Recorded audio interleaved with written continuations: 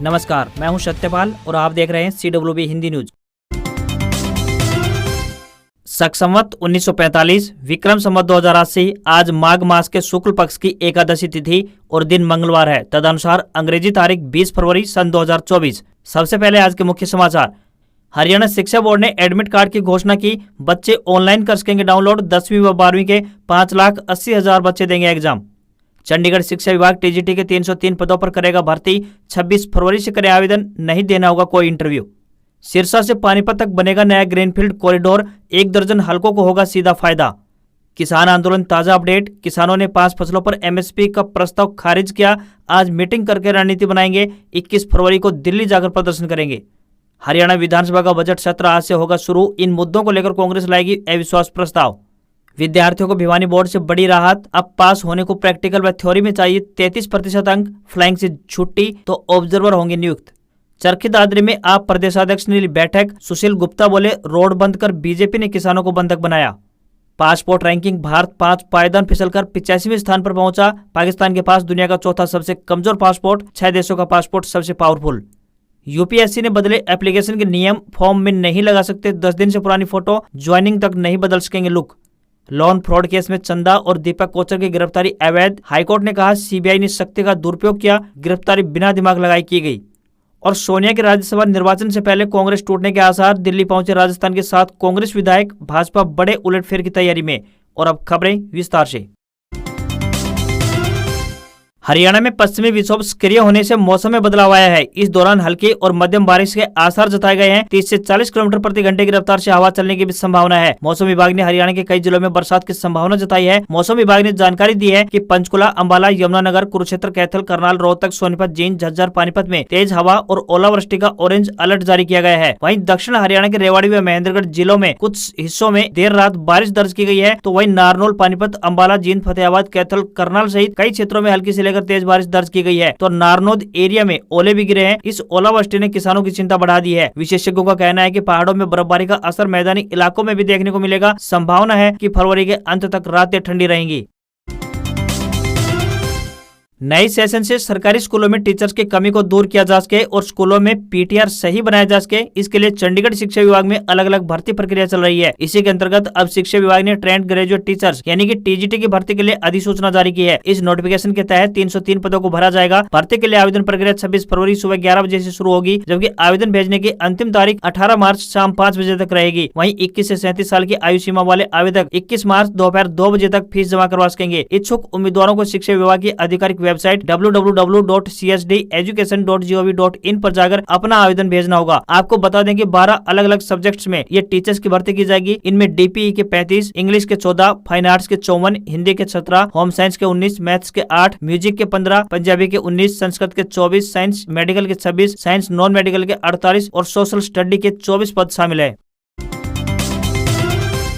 किसानों द्वारा MSP की मांग के संबंध में पूछे गए प्रश्न के उत्तर में मुख्यमंत्री मनोहर लाल खट्टर ने कहा है कि आपसी सहमति से ही किसी भी समस्या का हल निकाला जा सकता है। 20 फरवरी यानी आज से शुरू हो रहे बजट सत्र के संबंध में पूछे गए प्रश्न के उत्तर में मनोहर लाल खट्टर ने कहा कि प्रदेश सरकार के बजट में अंत्योदय और लोकहित की झलक साफ दिखाई देगी। एक अन्य प्रश्न के उत्तर में श्री मनोहर लाल खट्टर ने कहा कि लोकसभा चुनाव में बीजेपी 370 पार और NDA 400 पार के लक्ष्य को पूरा करेगी। उन्होंने कहा कि हरियाणा में बीजेपी 10 की 10 सीटों पर अपना परचम लहराएगी। वहीं मनोहर लाल ने कहा कि जो लोग झुग्गी झोपड़ियों में रहते हैं उनके पुनर्वास के लिए कार्य किया जा रहा है। CM ने कहा कि हरियाणा के हर शहर में प्लानिंग बनेगी और वहां पर रहने वाले लोगों के आधार पर ही ये फैसला लिया जाएगा। हरियाणा में मंगलवार यानी आज से विधानसभा के बजट सत्र का आगाज हो रहा है। इसको लेकर कांग्रेस पार्टी ने भी अपनी तैयारियां शुरू कर दी हैं। इस बार बजट सत्र के दौरान कांग्रेस पार्टी बेरोजगारी, क्राइम और घोटालों जैसे मुद्दों को लेकर अविश्वास प्रस्ताव लेकर आएगी। पिछले सप्ताह कांग्रेस पार्टी ने विधायक दल की बैठक बुलाई गई थी, जिसमें इस पर फैसला लिया गया था। बीते दिन फिर से कांग्रेस पार्टी ने चंडीगढ़ में एक विधायक दल की बैठक बुलाई। इसमें बजट सत्र के दौरान बीजेपी JJP गठबंधन सरकार को घेरने की रणनीति बनाई गई। साथ ही यह भी तय किया गया कि कौन सा विधायक सदन में क्या मुद्दा उठाएगा। पार्टी की तरफ से सहकारिता, आयुष्मान, खनन और PFO समेत विभिन्न घोटालों के मुद्दों को प्राथमिकता से उठाया जाएगा। इसके साथ ही हुड्डा ने बताया कि प्रदेश में बढ़ती बेरोजगारी, किसानों के मुद्दे, HKRN में गड़बड़ियां, युवाओं को युद्ध क्षेत्र इजरायल में भेजने, फैमिली ID की गड़बड़ियां, हरियाणा की भर्तियों में बाहरी लोगों को प्राथमिकता, भर्ती घोटाले और अग्निपथ योजना जैसे मुद्दों पर भी खट्टर सरकार से जवाब मांगा जाएगा। भूपेंद्र सिंह हुड्डा ने कहा कि आने वाले बजट से प्रदेश की जनता को कोई उम्मीद नहीं है। हरियाणा के जींद में दाता सिंह वाला बॉर्डर पर 3 दिन से शांत बैठे किसान फिर से दिल्ली कूच की तैयारी करने लगे हैं। उनका कहना है कि यदि सरकार ने सभी फसलों पर एमएसपी की गारंटी लिखित में नहीं दी और अन्य मांगों को पूरी नहीं की तो 21 फरवरी को सुबह 11 बजे दिल्ली कूच करेंगे। इसके लिए चाहे उनको कोई भी कुर्बानी देनी पड़े। बॉर्डर पर सोमवार को दिन भर बैठकों का दौर चला और मंथन के बाद आंदोलन का ही फैसला लिया गया। किसान नेताओं ने कहा कि बैठक के बहाने सरकार आंदोलन को टालने के पक्ष में है। एक बार फिर से किसानों के साथ धोखा किया जा सकता है। दाता सिंह वाला बॉर्डर पर फैसला लिया गया कि 21 फरवरी को सुबह 11 बजे तक सरकार ने उनकी मांग पूरी नहीं की तो उसी समय दिल्ली कूच के लिए निकल पड़ेंगे। इसके बाद गोली खानी पड़ेगी तो खाएंगे, लेकिन पीछे नहीं हटेंगे। हरियाणा विद्यालय शिक्षा बोर्ड की 10वीं परीक्षा में सीबीएसई की तर्ज पर लिखित परीक्षा में 33% अंक की अनिवार्यता की शर्त हटा दी गई है। अब हरियाणा शिक्षा बोर्ड ने 10वीं में प्रायोगिक और लिखित दोनों को मिलाकर 33% अंक हासिल करने वाले परीक्षार्थी को भी पास करने का निर्णय लिया है। ये व्यवस्था फरवरी 2024 में होने वाली परीक्षा से ही लागू होगी। बोर्ड के इस फैसले से 10वीं में पास प्रतिशतता बढ़ने वाली है। हरियाणा विद्यालय शिक्षा बोर्ड के 27 फरवरी से 10वीं 12वीं की फरवरी मार्च 2024 परीक्षाएं आयोजित होंगी। इसमें प्रायोगिक और लिखित परीक्षा के कुल मिलाकर 33 अंक हासिल करने वाले परीक्षार्थी को पास घोषित कर दिया जाएगा, जबकि पहले लिखित परीक्षा में 33% अंक अनिवार्य थे। आपको बता दें कि बोर्ड की 10वीं में 20 अंक के प्रायोगिक परीक्षा और 80 अंक की लिखित परीक्षा ली जाती है। प्रायोगिक परीक्षा में भले ही अब 20 अंक मिले और लिखित परीक्षा में 13 अंक भी मिल जाएं, तो भी परीक्षार्थी पास माना जाएगा। बोर्ड की 12वीं की परीक्षा में ऐसा कोई बदलाव नहीं किया गया है। इसमें पहले की तरह ही परीक्षा में अंक का फार्मूला रहेगा। इस बार बोर्ड परीक्षाओं में कोई स्पेशल फ्लाइंग भी नहीं होगी, बल्कि प्रत्येक केंद्र पर 2 ऑब्जर्वर नियुक्त होंगे तथा अप्रैल में परिणाम घोषित कर दिया जाएगा। हरियाणा विधानसभा के बजट सत्र की शुरुआत आज यानी मंगलवार की सुबह से होने जा रही है। 20 फरवरी से शुरू होने वाला बजट सत्र 28 तक चलेगा। इस बार का विधानसभा का यह सत्र बेहद खास और राज्य के मनोहर सरकार के दूसरे कार्यकाल का अंतिम बजट सत्र भी होगा, क्योंकि इसके बाद में लोकसभा चुनाव के लिए आचार संहिता लगने जा रही है। लोकसभा में सन 2024 का चुनाव होने और परिणाम आने के साथ ही हरियाणा विधानसभा चुनाव का बिगुल भी बजना तय है, क्योंकि 26 अक्टूबर 2024 को राज्य के मनोहर सरकार का कार्यकाल भी समाप्त होने जा रहा है। कुल मिलाकर हरियाणा के सीएम बतौर वित्त मंत्री हरियाणा का बजट भी लगातार 5वीं बार पेश करने जा रहे हैं। उन्होंने पूछे जाने पर साफ कर दिया कि इस बार भी राज्य का बजट जनहित वाला और कल्याणकारी होगा। इसको गरीब का भला करने और अंत्योदय की भावना से तैयार किया जाएगा। हरियाणा विधानसभा के बजट सत्र की शुरुआत सुबह 11 बजे से होगी। पहले दिन राज्यपाल का अभिभाषण होगा और बाद में पहले ही दिन राज्यपाल के अभिभाषण पर चर्चा भी की जाएगी।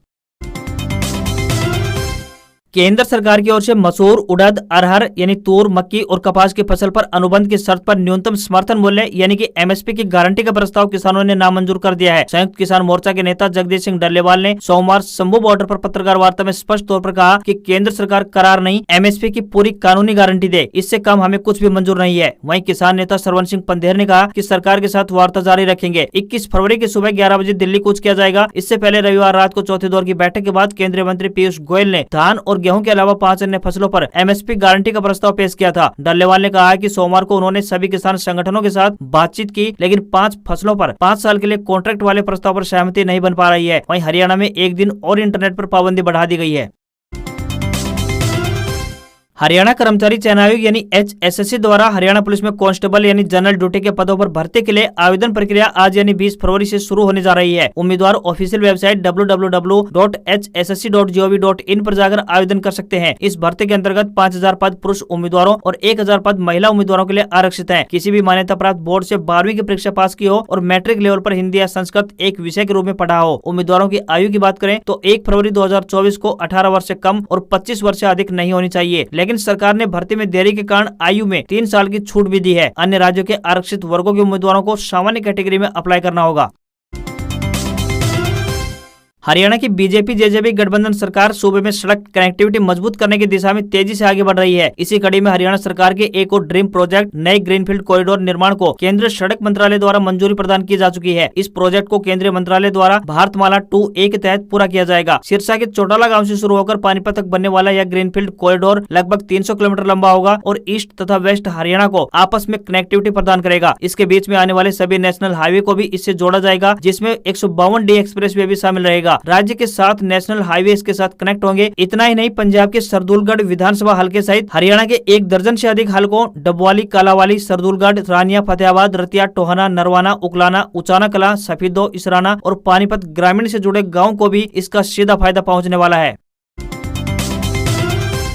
भिवानी पहुंचे आम आदमी पार्टी के प्रदेश अध्यक्ष सुशील गुप्ता ने भाजपा में शामिल हुए अशोक तंवर को आया गया कह डाला। साथ ही उन्होंने किसानों को रोकने पर हरियाणा सरकार व ईडी व सीबीआई को लेकर केंद्र सरकार पर भी निशाना साधा। बता दें कि आम आदमी पार्टी के प्रदेश अध्यक्ष सुशील गुप्ता आने वाले लोकसभा चुनाव की तैयारियों को लेकर सोमवार शाम भिवानी में जिला कार्यकर्ताओं की बैठक लेने पहुंचे थे। इस दौरान उन्होंने मीडिया से मुखातिब होते हुए बीजेपी की हरियाणा व केंद्र सरकार पर जमकर निशाना साधा। वहीं आपको छोड़ने वाले नेताओं को लेकर विवादित बोल भी बोले। सबसे पहले किसान आंदोलन को लेकर कहा कि हरियाणा सरकार ने हरियाणा को बंधक बना दिया है, सभी बॉर्डर को सील करके नेट बंद कर दिया है। सुशील गुप्ता ने कहा कि पीएम मोदी रेवाड़ी आए पर रोजगार व बढ़ते हुए नशे को लेकर कुछ भी नहीं बोले। हरियाणा सरकार बेबस व लाचार बनी दिखाई दे रही है। वहीं आपको छोड़कर बीजेपी में गए अशोक तंवर को लेकर उन्होंने विवादित बोल बोले। उन्होंने कहा कि ये लोग आए गए हैं जिन्हें हम परख नहीं पाए। उन्होंने कहा कि हमने तंवर को नेता बनाकर मंच पर बैठा है, वहीं अब तंवर बीजेपी में जाकर खुद को मजदूर बताने लगे हैं।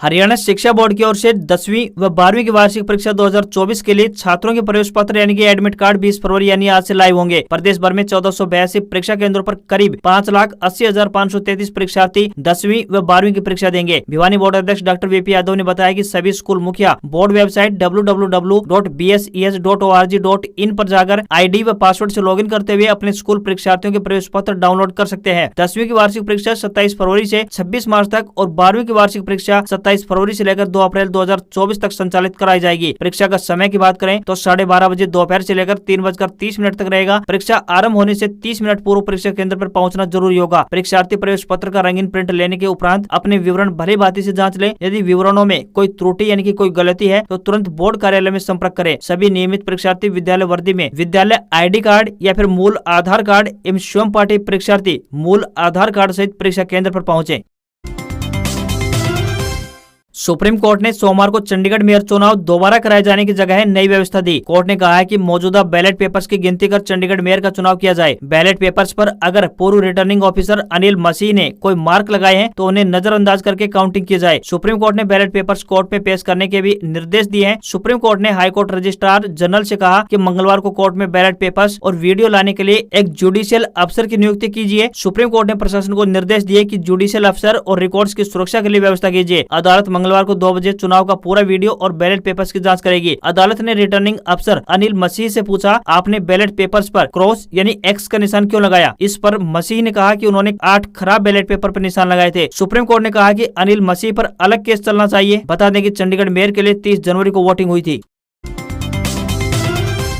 राहुल गांधी की भारत जोड़ो न्याय यात्रा का सोमवार को 37वां दिन था, जबकि यूपी में यात्रा का चौथा दिन। सोमवार को राहुल ने प्रतापगढ़ से यात्रा शुरू की। इसके बाद अपने पुराने संसदीय क्षेत्र अमेठी पहुंचे। इसके बाद उन्होंने बाबूगंज में जनसभा को संबोधित किया। इस दौरान कांग्रेस के राष्ट्रीय अध्यक्ष मल्लिकार्जुन खड़गे भी उनके साथ दिखाई दिए। जनसभा में राहुल ने कहा कि अगर आप लोग जागोगे नहीं तो भूखे मर जाओगे। इन्होंने पहले एयरपोर्ट छीन लिया और अब स्कूल कॉलेज भी छीन ले गए। उन्होंने कहा कि राम मंदिर में राष्ट्रपति का चेहरा तक नहीं देखा, ऐसा भला कहाँ होता है। मंगलवार यानी आज रायबरेली, बरेली और लखनऊ के लिए रवाना होंगे। गौरतलब है कि न्याय यात्रा ने 16 फरवरी को चंदौली से यूपी में एंट्री की थी। हफ्ते के पहले कारोबारी दिन 19 फरवरी को शेयर बाजार में तेजी देखने को मिली। निफ्टी ने 22,186 का ऑल टाइम हाई बनाया। हालांकि यह हाई से थोड़ा नीचे आकर 81 अंक की तेजी के साथ 22,122 के स्तर पर बंद हुआ। वहीं सेंसेक्स में 281 अंक की तेजी दिखाई दी और 72,708 के स्तर पर बंद हुआ। इसके अलावा पेटीएम के शेयर में लगातार दूसरे कारोबारी दिन 5% का अपर सर्किट भी लगा। वहीं $1 का रेट 83 रुपए 4 पैसे के स्तर पर पहुंच गया है। आज खबरों में इतना ही। देखते रहिए आपका अपना हरियाणा का सबसे बेहतरीन news channel CWB Hindi news. नमस्कार। इसी आशा के साथ आपका दिन शुभ रहे।